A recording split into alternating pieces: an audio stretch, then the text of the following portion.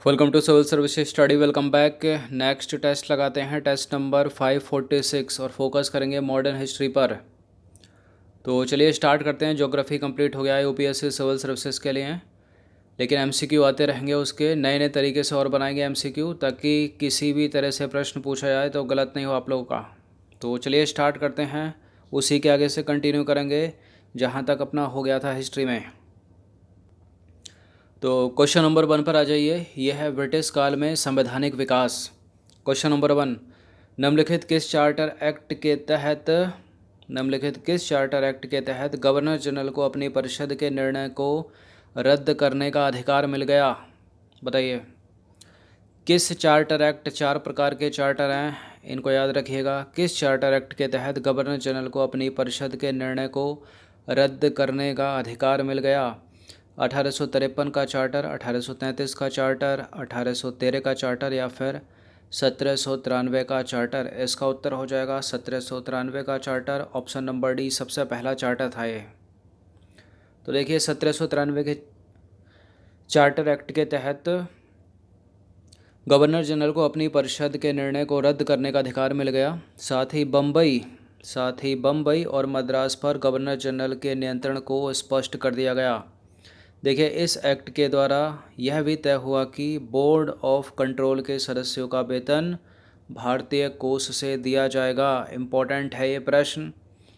देखिए बार बार पढ़ोगे ना तभी याद रहेगा, क्योंकि ये संवैधानिक विकास जो है इसमें बहुत उतार चढ़ाव है। 4 प्रकार के चार्टर हैं। 1773 का रेगुलेटिंग एक्ट, फिर इसके बाद क्या आएगा 1861 का भारत परिषद अधिनियम, फिर 1892 का भारत परिषद अधिनियम, फिर 1909 का मार्लेमेंटो, फिर 1919 का मोंटेग्यू चेम्सफोर्ड, उसके बाद भारत शासन अधिनियम 1935। इनमें बहुत सारे पॉइंट हैं, किसी को भी ऊपर नीचे कर देगा, यहाँ का उधर कर देगा, उधर का इधर कर देगा, तो इनको बार बार पढ़ने से ही याद होगा। क्वेश्चन नंबर 2 पर आ जाइए। 1813 के चार्टर एक्ट से रिलेटेड कुछ स्टेटमेंट है यहाँ पर। देखिए कंपनी के भारतीय व्यापार के एकाधिकार को समाप्त कर दिया गया था इसके तहत, लेकिन उसका चीन से व्यापार एवं चाय के व्यापार पर एकाधिकार बना रहा था। इस लाइन को यहीं ख़त्म करें क्या? बिल्कुल बना रहा था। अगर पूछा जाए ये पूरी तरह से कब ख़त्म हुआ था, तो इसके बाद का जो चार्टर आएगा ना 1833 का, उसमें ख़त्म हुआ था। अगला स्टेटमेंट है, ब्रिटिश व्यापारियों तथा इंजीनियरों को भारत आने तथा यहाँ बसने की अनुमति प्रदान कर दी गई, लेकिन इसके लिए उन्हें नियंत्रण बोर्ड से लाइसेंस लेना पड़ता था। 1813 के चार्टर में बिल्कुल करेक्ट हैं दोनों के दोनों स्टेटमेंट। सी है इसका आंसर। तो देखिए उपरोक्त दोनों के दोनों सत्य हैं। उपरोक्त दोनों प्रावधानों के अतिरिक्त 1813 के अधिनियम के तहत कंपनी की आय से भारतीयों की शिक्षा के लिए हर साल 1 लाख रुपए खर्च करने की व्यवस्था की गई। ये भी मोस्ट इम्पॉर्टेंट लाइन है, बहुत पूछते हैं इसको। 1813 के चार्टर एक्ट के तहत हुआ, ये भी 33 में डाल देते हैं इसको, कभी 53 में डाल देते हैं, लेकिन 1813 याद रखना आपको। देखिए इसके बाद कंपनी के भागीदारों को भारतीय राजस्व से 10.5% लाभांश दिए जाने की व्यवस्था की गई।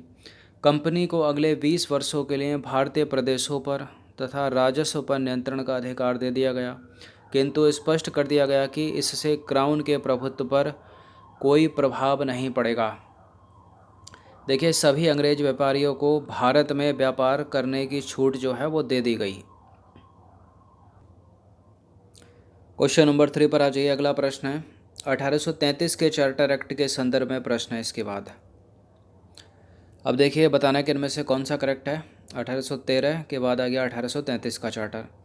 तो इस एक्ट द्वारा कंपनी के व्यापारिक एकाधिकार को पूर्णतः समाप्त कर दिया गया, जैसा कि अभी बताया। इसके द्वारा भारत में सरकार का वित्त, विधायी और प्रशासनिक रूप से केंद्रीकरण करने का प्रयास किया गया। इस एक्ट के तहत किसी भारतीय को केवल धर्म, वंश, रंग या उसके जन्म स्थान आदि के आधार पर कंपनी किसी पद से जिसके लिए वह योग्य है उसे वंचित नहीं कर सकती थी। तो ऐसा भी किया गया इसमें। तो बिल्कुल करेक्ट है तीसरा वाला स्टेटमेंट, दूसरा भी करेक्ट है, पहला भी करेक्ट है। तो तीनों के तीनों तो करेक्ट हो गए। सही पूछा तो डी हो जाएगा इसका आंसर। तो देखिए 1833 के चार्टर एक्ट के अन्य प्रावधान वो तो हैं ही हैं 3, इसके बाद और क्या किया गया। 1833 के चार्टर एक्ट द्वारा भारतीय कानून को संचालित और संहिताबद्ध तथा सुधारने की भावना से एक विधि आयोग की नियुक्ति की गई। 1833 के चार्टर एक्ट द्वारा भारत में सरकार का वित्तीय, विधायी और प्रशासनिक रूप से केंद्रीकरण करने का प्रयास किया गया। बंगाल का गवर्नर जनरल अब भारत का गवर्नर जनरल कहा जाने लगा। गवर्नर जनरल को कंपनी के नागरिक तथा फौजी कार्यों के नियंत्रण तथा निर्देशन का अधिकार दिया गया। ये इम्पोर्टेंट लाइन है तीसरी वाली। बंगाल का गवर्नर जनरल अब भारत का गवर्नर जनरल हो गया था। और इस एक्ट के द्वारा, किस एक्ट के द्वारा? 1833 के चार्टर एक्ट के द्वारा भारत में सरकार का वित्त, विधायी और प्रशासनिक रूप से केंद्रीकरण करने का प्रयास किया गया। और क्या किया गया? बंगाल के साथ मद्रास, बम्बई तथा अन्य अधिकृत प्रदेशों को भी गवर्नर जनरल के नियंत्रण में रख दिया गया। सभी कर गवर्नर जनरल की आज्ञा से ही लाए जाने थे और उसे ही खर्च का अधिकार था। इस एक्ट द्वारा भारत में दास प्रथा को गैर कानूनी घोषित कर दिया गया। इंपॉर्टेंट लाइन अलग से पूछा जा सकती है कि किस एक्ट के द्वारा भारत में दास प्रथा को, स्लेवरी सिस्टम को गैर कानूनी घोषित कर दिया गया? तो 1833 का चार्टर तथा गवर्नर जनरल को निर्देश दिया गया कि वह भारत में दास प्रथा को समाप्त करने के लिए आवश्यक कदम उठाए। 1843 में दास प्रथा का इरेडिकेट मतलब उन्मूलन किया गया। क्वेश्चन नंबर 4 पर आ जाइए। 13 के बाद 33 आया, अब आएगा 1853 का चार्टर। अंतिम चार्टर है, चौथा चार्टर। इसके संदर्भ में निम्नलिखित प्रावधानों पर विचार करना है। कौन कौन से इसमें प्रावधान थे? पहला स्टेटमेंट है, गवर्नर जनरल की परिषद में कानून निर्माण की सहायता देने के लिए 6 सदस्यों की नियुक्ति की गई और कंपनी के डायरेक्टरों की संख्या जो है 24 से घटाकर 18 कर दी गई, जिसमें से 6 क्राउन द्वारा मनोनीत होते थे। बिल्कुल ऐसे ही था, 24 से घटाकर 18 कर दी गई, जिनमें से 6 क्राउन द्वारा मनोनीत होने थे। करेक्ट है दोनों के दोनों स्टेटमेंट, सी है इसका आंसर। तो 1853 के एक्ट द्वारा कंपनी के डायरेक्टरों की संख्या 24 से घटाकर 18 कर दी गई, जिसमें 6 क्राउन द्वारा मनोनीत किए जाने थे।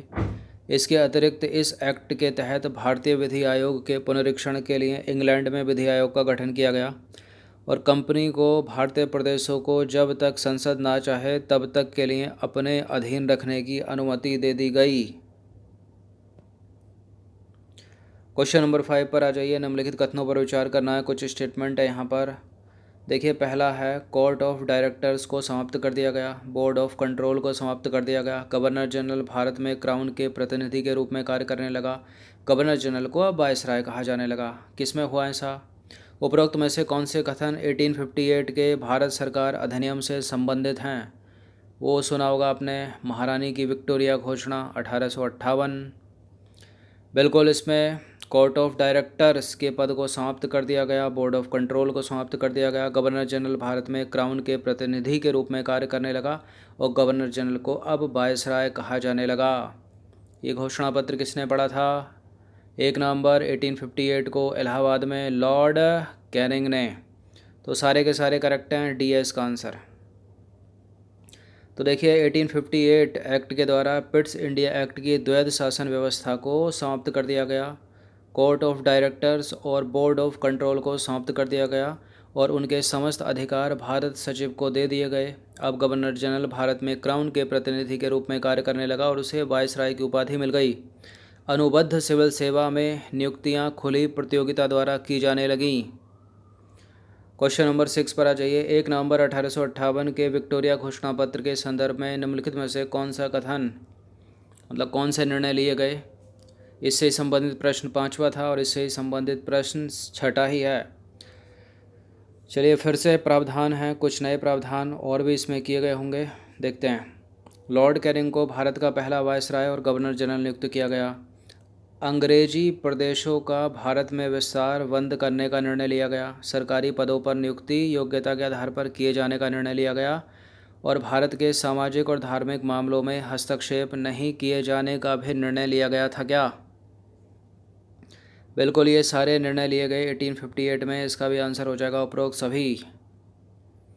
तो देखिए, उपरोक्त सारे के सारे कथन विक्टोरिया घोषणा पत्र 1858 से संबंध रखते हैं। इनके अतिरिक्त इस घोषणा पत्र द्वारा भारत का शासन कंपनी से लेकर ब्रिटिश क्राउन के अधीन कर दिया गया, जिसमें रियासतों के संबंध में यह घोषणा भी की गई थी कि कंपनी द्वारा भारतीय रियासतों से की गई संधियों का पूर्णतः सम्मान किया जाएगा तथा देसी नरेशों के अधिकार और सम्मान की रक्षा की जाएगी। क्वेश्चन नंबर 7 पर आ जाइए। निम्नलिखित में से किस अधिनियम के तहत इंडियन हाई कोर्ट एक्ट आया जिसके द्वारा बंगाल, मद्रास एवं बम्बई में एक एक हाई कोर्ट की स्थापना की गई? ये मोस्ट इम्पोर्टेंट प्रश्न है। 1861 का भारत परिषद अधिनियम, 1935 का भारत शासन अधिनियम, 1853 का चार्टर अधिनियम या रेगुलेटिंग एक्ट 1773? देखिए इसका आंसर हो जाएगा ऑप्शन नंबर ए 1861 का भारत परिषद अधिनियम, गवर्नमेंट ऑफ काउंसिल एक्ट 1861। तो 1861 के भारत परिषद अधिनियम, देखिए इसके तहत गवर्नर जनरल की कार्यकारी परिषद में विभागीय व्यवस्था लागू की गई। इस प्रकार भारत सरकार की मंत्रिमंडलीय व्यवस्था की नींव पड़ी, यानी कैबिनेट व्यवस्था की नींव पड़ी। गवर्नर जनरल अपनी परिषद द्वारा पारित किसी भी अधिनियम पर वीटो कर सकता था। 1861 के तहत गवर्नर जनरल को स्वयं विवेक से अध्यादेश जारी करने का अधिकार दिया गया। 1874 से 76 में लोक निर्माण के मामले में गवर्नर जनरल की परिषद में जो है छठे सदस्य की नियुक्ति कर दी गई। अब देखिए गवर्नर जनरल को नए राज्य के निर्माण एवं वहाँ लेफ्टिनेंट गवर्नर नियुक्त करने का अधिकार मिला उसको। उसे बंगाल में, उत्तर पश्चिमी प्रांत में, पंजाब में विधान परिषद स्थापित करने का भी अधिकार मिल गया। बहुत सारी चीज़ें मिल गई गवर्नर जनरल को 1861 के भारत परिषद अधिनियम के तहत। क्वेश्चन नंबर 8 पर आ जाइए। निम्नलिखित को इनके आने के क्रम में सजाना है। जो सबसे पहला आया होगा वो सबसे पहले और जो सबसे बाद में उसके बाद। तो भारत शासन अधिनियम, मार्लेमेंटो अधिनियम, मोंटेग्यू चेम्सफोर्ड सुधार और प्रथम भारत परिषद अधिनियम, ये पढ़ा होगा तभी कर पाओगे आप। देखिए भारत शासन अधिनियम कहा जाता है 1935 को, तो इससे पहले भी कुछ चीज़ें आ गई हैं तो इसको एलिमिनेट कर दीजिए। मार्लेमेंटो 1909 के अधिनियम को कहा जाता है। मोंटेग्यू चेम्सफोर्ड 1919 को कहा जाता है। सीक्वेंस में लग रहा है।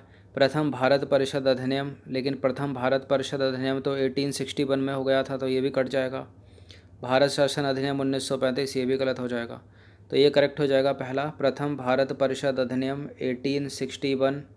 और दूसरा कब? 1892 मार्लेमेंटो अधिनियम। फिर इसके बाद आएगा मार्लेमेंटो अधिनियम 1909 का। फिर इसके बाद आएगा मोंटेग्यू चेम्सफोर्ड रिफॉर्म 1919 का।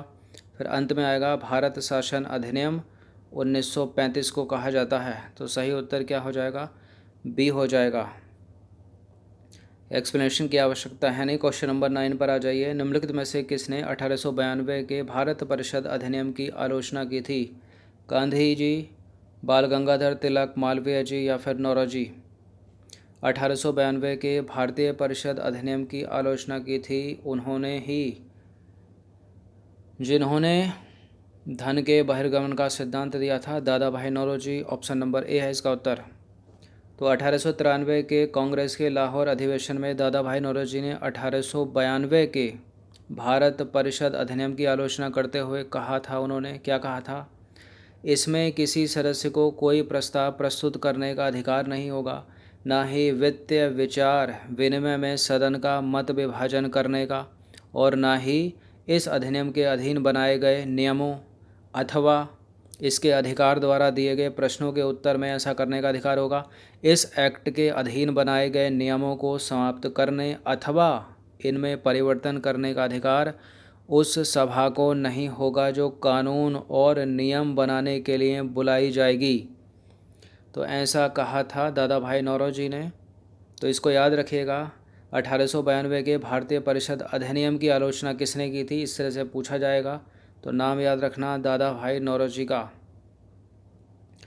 क्वेश्चन नंबर 10 पर आ जाइए। 1909 के भारतीय परिषद एक्ट के संदर्भ में विचार करना है, यानी इसको कहा जाता है मार्लेमेंटो अधिनियम। पहला स्टेटमेंट है, इस अधिनियम के तहत मुसलमानों के लिए संयुक्त निर्वाचन क्षेत्र की व्यवस्था की गई और मुसलमानों के लिए आनुपातिक संख्या के अनुसार केंद्रीय एवं प्रांतीय व्यवस्थापिका सभा में सीटें सुरक्षित कर दी गई। बड़ा लंबा सा स्टेटमेंट है, लेकिन छोटे एक शब्द से कटेगा पूरा, और वो शब्द पता है क्या है? वो है संयुक्त निर्वाचन। संयुक्त निर्वाचन की व्यवस्था नहीं की गई थी, पृथक निर्वाचन की व्यवस्था की गई थी। वो गांधी अंबेडकर जब वाला जो पूना पैक्ट है ना, वहाँ संयुक्त निर्वाचन था, तो यहाँ पृथक निर्वाचन है। तो बिल्कुल ये तो गया पहला वाला स्टेटमेंट। जहाँ जहाँ एक है उसको एलिमिनेट कर दीजिए। अगला पढ़ लीजिए। इसके तहत स्त्रियां तथा वे सभी लोग जो 25 वर्ष की आयु से कम हो वोट नहीं दे सकते थे। वोटिंग राइट नहीं था 25 वर्ष से कम आयु का। इस समय कितना कर दिया गया है? 18 वर्ष कर दिया गया है। करेक्ट है दूसरा वाला स्टेटमेंट। इसे मॉन्टेग्यू चेम्सफोर्ड सुधार के नाम से जाना जाता है। गलत है। देखिए, मॉन्टेग्यू चेम्सफोर्ड सुधार के नाम से तो 1919 को जाना जाता है ना, ये तो 1909 है। इसको तो मार्ले मिंटो अधिनियम कहा जाता है ना, तो गलत है। तीसरा वाला स्टेटमेंट गलत है। पहला वाला स्टेटमेंट केवल दूसरा करेक्ट है, तो इसका आंसर हो जाएगा ऑप्शन नंबर सी, केवल 2। तो केवल 2 सही है यहाँ पर। इस अधिनियम के तहत मुसलमानों के लिए पृथक निर्वाचन क्षेत्र की व्यवस्था की गई और मुसलमानों के लिए आनुपातिक संख्या के अनुसार केंद्रीय एवं प्रांतीय व्यवस्थापिका सभा में सीटें सुरक्षित कर दी गईं। स्त्री हो या पुरुष 25 वर्ष से कम का है तो वोट नहीं कर सकता। इसे मार्ले मिंटो अधिनियम के नाम से जाना जाता है, ना कि मॉन्टेग्यू चेम्सफोर्ड के नाम से। मुसलमानों की अपेक्षा गैर मुसलमानों के लिए मताधिकार की योग्यता को बढ़ा चढ़ाकर रखा गया था इसमें। और क्या किया था इसमें? मत देने के लिए संपत्ति की योग्यता इसमें बहुत ऊंची रखी गई। इस अधिनियम के तहत भारतीयों को गवर्नर जनरल की परिषद में प्रवेश पाने का अधिकार प्राप्त हुआ, और प्रवेश पाने का अधिकार प्राप्त हुआ तो श्री SP सिन्हा इस परिषद के पहले भारतीय सदस्य बनाए गए। आरंभ में उदारवादी कांग्रेसी नेताओं ने इस अधिनियम का स्वागत किया, लेकिन बाद में जल्द ही जो है प्रतिक्रियावादी एवं निराशाजनक इसको बताया। तो 10 प्रश्न थे इम्पोर्टेंट। ब्रिटिश काल में संवैधानिक विकास, तो हमने कहाँ तक पकड़ लिया है इसको? 1909 के भारतीय परिषद अधिनियम। इसके बाद आएगा मॉन्टेग्यू चेम्सफोर्ड, उससे प्रश्न बनेंगे 1919। फिर भारत शासन अधिनियम 1935 से प्रश्न बनेंगे। इसी तरह से आगे चलेगा। तो अच्छे से इसका रिवीजन कर लीजिएगा। धन्यवाद।